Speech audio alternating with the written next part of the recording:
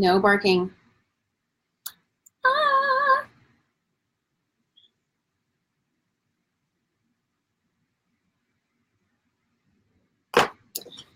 Okay.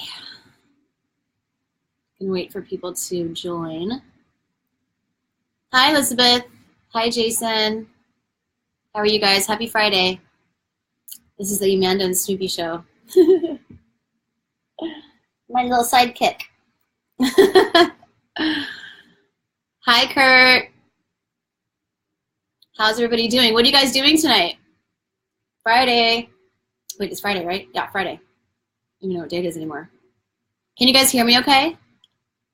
Give me some hearts if you do. Hearts, hearts. Happy Friday, Jason. Thank you, Elizabeth. Yeah. Oh, happy Friday. Hi, Ross. Can you guys give me some hearts if you can hear me okay? Awesome. Thank you. Okay, cool. So how's everybody doing? Hi, Kat. Thank you. Thank you. So yeah, it's Friday night, and a really good friend of mine is in town, so I'm going to go visit him and have some din-din, some sushi, and then, you know, get on with my weekend. But I wanted to talk about some stuff that that I've definitely been running into from my previous live feeds, and some of it's been really great. Most of it's been really great, and some of it hasn't been, but this is why I'm doing this, because I want this conversation to be open and honest, and a lot of people are running scared, freaking out right now completely, and then some of them are coming to terms with the fact that they have been molested or had sexual harassment happen to them, and that's why this is working so well, because we are actually talking about it and people are uncomfortable, and in order to have things change, you have to be uncomfortable and you have to, like, in essence, walk through the fire of it, and it sucks because for the last 3 or 4 days, I've had serious anxiety and PTSD, and you know, there was one day where I really didn't go out of my house. I just needed to kind of recollect me again and get my strength back. And I know there's a lot of you that felt that way as well. I really got a lot of inboxes about, and comments too, about everyone feeling like, fuck, this is really heavy, you know? Which leads me to my big point about the hashtag #MeToo. You guys, it is working. It's working so beautifully that it's blowing my mind. People are reaching out and discussing things that we haven't discussed before in such a manner that it will change things. But a lot of men have reached out because I really believe that they're just afraid, either because they've done some horrible things to people before, or they were just raised in a household that didn't respect women. These men have reached out to me in a very snide way or a very condescending way, passive aggressive, and telling me #MeToo isn't working and I should just stop. And it's funny because some of the guys that told me that are watching this video right now. So let me tell you something, guys. I ain't stopping. I'm not stopping at all. In fact, I'm going to keep this going, and I'm going to talk about it until I'm blue in the face. Blue is my shirt. That's what's going to happen. And then another thing is too, they pleaded for me to stop and just, Amanda, this isn't working. I haven't seen anything. There's no marches. #MeToo isn't working. Like, what are you doing? Why are we still talking about this? This makes me uncomfortable. I don't understand why you keep bringing it up. Why are you so angry? That's the comments that I'm getting and the inboxes that I'm getting. The reason that we're angry and I'm angry, and I don't walk around angry about it. I deal with it day to day, so I'm not angry all day. It's just that I get fired up about it because it's deep. And I feel it deep, and it hurts deep, and it's hurt for a really, really long time, and I haven't been able to talk about any of it, and neither have most of the women of the world, without feeling that men's egos are getting destroyed by it, or they're feeling challenged. Well, how do you think we feel? You know, what do you think goes through our head when sexual harassment happens? So the point of this whole thing is trying to get to the source of how we can change it.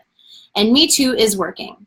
And I'm going to keep saying Me Too. And there's a hashtag Beyond Me Too that me and my roommate Juan created that is going to show how to actually get past all this. But we need to stay in the incubator stage for a minute and just kind of be in the uncomfortability of feeling the PTSD and feeling low and feeling depressed. We need to stay there for a minute.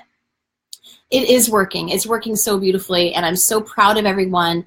I'm proud of the men that have reached out to me. I'm proud of the women that are just in full support of this and coming out with stories that they've never told anybody their entire lives. They're telling me, and I won't expose them. I mean, they're doing their own thing. I would never expose them, but they've written to me thanking me, and just one person doing that was enough for me. But my inbox is full, and my heart is full. I am so overjoyed to say these things to people and have a response that I've gotten. It's mind-blowing to me. But to the guys that have said that I should stop, like I said, I'm not going to. This conversation is going to continue until we get some real change. And the reason that you probably can't see it working right now is because we're so confused too. We don't really know what the next step is either, except to pull together and stay strong and keep telling our stories until the next step evolves. You know what I mean? We don't need to know exactly what to do right now. It's totally okay if we don't. You know, so just please be patient with us, listen to us, and try not to attack, because it just drives the knife deeper into our back. And like I've said in the last 2 videos, we need you men. We absolutely need you, and we love you. And I love you guys. And even if you're hating on me, I still love you. I still have love in my heart for you because you're still listening. You know what I mean? At some point, I know at some point there is going to be a little like ding that's going to go up in your head, and you're going to be like, oh shit. You're going to get it. I know you are. I know you are. So hate all you want, because sometimes first comes hate and then understanding, and that's totally cool with me. So keep it coming. So I got a comment talking about feminists today, and it's funny that they're calling me a feminist. I don't consider myself a feminist, but I'll take it. That's cool. They were saying some things that just kind of mind-blowing, and I'm really trying to get to where this kind of frame of mind comes from with men. I mean, and if you want to, guys, and women too, hi Shelly, please chime in and try to give me an answer or some sort of reasoning behind why you feel challenged with us talking about it. What is it that you're so resistant to? I so want to know that, so I can have a better understanding of how to relate. You know, because again, this is not man bashing. This is healing time. You know, this is really healing. I just, you know, so anyways, this is what he said. I'm not going to say his name, but this is what he said. Feminism and feminists' absolute level of stupidity has gotten so unbelievably ludicrous that it's impossible not to pick it apart. Because we must pick it apart and cannot just let it sit there. Because their logic has not been picked apart previously, and therefore their stupidity rose unchallenged. And in effect unquestioned. But the feminists got bold. They figured their opponents were weak. I guess the men are our opponents? Okay. What they didn't realize was that they were just working our day jobs. So, don't bark. He's going to start barking. Don't bark. Don't do it. So what I have to, hold on. Don't bark. Don't do it. We're live on Facebook. Don't do it. If he starts barking, he won't stop. Okay, hold on 1 second. I'm going to put him outside. 1 second. Come on. Go outside. Go outside and get the trees.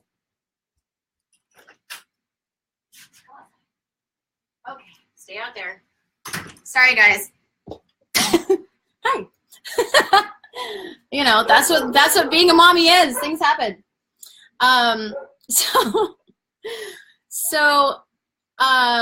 He said they were just working their day jobs while we were complaining and being feminists, which I just find completely offensive, obviously, because we work too. Like, hello, we have day jobs, night jobs. We stay at home and work with our children. Like, it's so insulting that I can't even put words to how insulting that is. So what I'm trying, I'm telling you that I'm not going to read all of it to you because it just gets worse and worse and worse. But I find it funny that men are reaching out and saying that. So the question with those kind of comments that I get saying that Me Too isn't working, that feminists are vampires that despise men is what he said. And I know that's a super extreme example, but I'm getting all of the whole variation of things. So what is it? Yeah, right? He was just doing his job. It's hilarious. What is it that men are so afraid of? Is it because they don't know what their role is anymore because more women are in the workforce? What, I've heard that before. Is there anything that is your, yeah, that's my dog. Yes, Shane, that's my dog. What is it that men are so afraid of about this whole Me Too thing? Can anyone that's watching answer that? Anyone? Bueller? Bueller? Anyone? Hello? Hi, Shelly. Hi, Basil. Are you guys still listening, or are you guys still there, or am I alone? What's going on here? Can you guys give me some hearts if you're still there? Hello? Hello? I don't know if anyone's still there. Okay, so I got into a conversation too about how women dress. And one of the guys I was talking to had said, hi, Shelly. Thanks, guys. Thank you. Had said that he bets that nuns don't get raped or sexually harassed because they're covered completely. And I quickly researched it and came up with the stats that 40% of nuns have been sexually harassed and raped. 40%. So it doesn't matter how you dress. It just doesn't matter. The problem is the way that men have grown up with sexualizing women. And we're part of the problem too. We definitely are. I'm not saying that we aren't. But how do we move this energy? How do we get past it? What do we do to stop this? That's the whole point of these live feeds for me. I want to know how to stop it. I want to know what the answer is. And we collectively can come up with this without judging and without dismissing Me Too. Because again, all it does is just drive the wedge even further between us, which is not what we want to do. We need to unify. And like I said, I've gotten some really, really great comments from men that have been supportive and also been apologetic from their species. And I appreciate that. But again, I'm not looking for bashing men. I'm looking for a solution here. And if you don't know what it feels like to be sexually harassed or assaulted or raped, you know, just sit back and listen. And then I guarantee you're going to learn something from these conversations that we're going to continue to have. And if you're just joining right now, I've definitely had some men ask me to stop talking about it and ask me why I'm so angry about this issue. And I just find that kind of funny because that's exactly the problem. It's like, why are you questioning it? You guys don't get to tell me, or women as a whole, when this Me Too thing is working or when it isn't. You know, we're going to decide that. Anyone that's been sexually assaulted using the hashtag Me Too can and will decide on their own or collectively as a group if it's working or not. Don't you think? Like, give me some hearts for that if you think that's true, because it won't stop unless the laws are stricter. Well, you know, Elizabeth, the laws for what? Because, you know, I've definitely been in some situations before where the law didn't do shit about it at all. They just said, you know what, just, it's okay. It's domestic dispute. Go home. You guys will figure it out. And I'm like, are you fucking kidding me? The guy's going to kill me. Like, are you kidding me? You know what I'm saying? So it's not that the laws need to be stricter. It's education. That's what the missing link is here. It's mindset. It's compassion. It's not laws. We don't need more government in this. We need more understanding. And as we've all seen, government doesn't understand shit. They understand their own agenda. That's what they understand. So we as a people need to take this on. This isn't about government or laws. This is about changing the perspective towards women, and women also changing their perspective towards themselves. Self-worth, talking about what has happened to them so they can regain their self-worth, I went through 10 years of deep, deep, deep depression because of things that have happened to me. And I thought that I was crazy. I thought there was something wrong with me, but no, there wasn't. I had PTSD and I still have it. I still deal with it day to day, little varying degrees of it. And because this thing has come up with Harvey Weinstein, it really hit me hard. You know, it really, really hit me hard. And because I thought I was over it. I was like, oh, you know, it happened a long time ago, whatever. But it came back, you know, it came back. And I'm very happy to have a platform to where I can actually talk about it. And the Me Too campaign is working, and you will see some serious change. And there will be laws put into place, yes, to make things better for us in the workplace and things like that. But you know, you can put a cage around an animal. I mean, it's not, that doesn't mean the animal's still not going to try to break out. You know what I mean? You have to feed and calm and love the animals in order for it to actually be let out, you know? So, anyways, talking about this just makes me hot. Like, is anybody else feeling hot right now? I feel really hot. I feel like I'm like red. Anyways, I'm listening and been dealing with this too. The other day I got into a heated argument that didn't end well with the guy friend who came off completely insensitive. Like, yes. And you're welcome, darling. I've absolutely dealt with that too. And it's very frustrating because we need you guys to listen. And, you know, yes, Trevor, it is about power. Absolutely. It is about power. Love is romantic love. Okay. We love love. I love love. I'm a big lover of love, but this isn't love. Sexual harassment is not love. And I think you know that, Jason. So anyways, how is everybody's Friday going? I don't know who's still watching or not. Can someone speak up or something? Hi, Jeff. Oh my God, we went to high school together. Let's see, who else? Right here. Right there with you. Yeah, Elizabeth, same here. And I'm sorry you went through your stuff too, but I'm actually really, thanks guys, thank you. Yay, you guys are there. I am really happy that this happened because I didn't realize how much I was still affected by it. You know what I mean? I really didn't. I thought, whoa, I'm good. I wasn't. I was not. And also one thing I was thinking about too is that we're only, my dog, sorry. We're only a generation away from women in the kitchen and that whole mentality, you know? So that's going to take a second to change too, because our grandparents are still alive and our parents are still alive and they're still wondering what the hell is going on with the millennials and Gen X and all that, because we're just a different generation now. Women can do everything and they are, you know? If you want to get married to me, I'm not married yet, but if I got married to somebody, yes, it would be for love, but it would also be kind of a business deal. You know what I mean? Because you do have to go in thinking about it like, I'm going to be sharing my finances with this person. And I've been in business before, and I know when you take on a partner that you need to have things written out and written down and signed and all that stuff.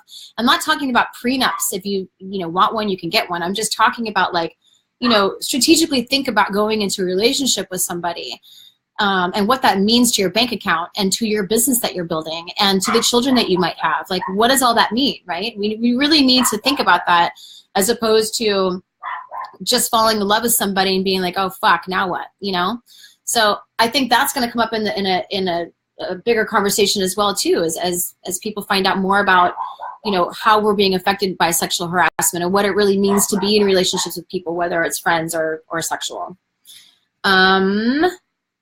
So I'm trying to think what else to say. What is KAPA? Jason, what is KAPAP? What is that? Kapap? What does that mean? What is that? I don't know what that is. Is that some code or something? Is the world gonna explode now? What's happening? Let's see. I have to write all my notes down because I get there's so much to cover in this topic that, you know.